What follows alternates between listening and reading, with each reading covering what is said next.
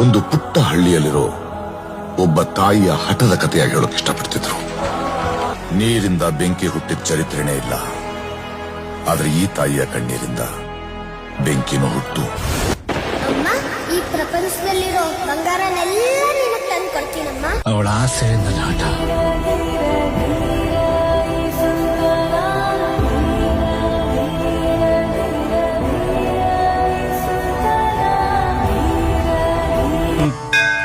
ಓಂ ಅಥ ಪಂಚಾಮೃತೈಃ ಸ್ನಪಯಿಷ್ಯೇ ಅಥ ಕ್ಷೀರಂ ಓಂ ಆಪ್ಯಾಯಸ್ವ ಸಮೇತು ತೇ ವಿಶ್ವತಃ ಸೋಮವೃಷ್ಣ್ಯಂ ಭವಾವಾಜಸ್ಯ ಸಂಗಥೆ ಕ್ಷೀರಸ್ನಾನಂ ಸಮರ್ಪಯಾಮಿ ಅಥ ದಧ್ನಾಸ್ತಪಯಿಷ್ಯೇ ಓಂ ದಧಿಕ್ರಾವ್ನೋ ಅಕಾರಿಷಂ ಜಿಷ್ಣೋರಶ್ವಸ್ಯ ವಾಜಿನಃ ಸುರಭಿನೋ ಮುಖಾಕರತ್ ಪ್ರಣಾ.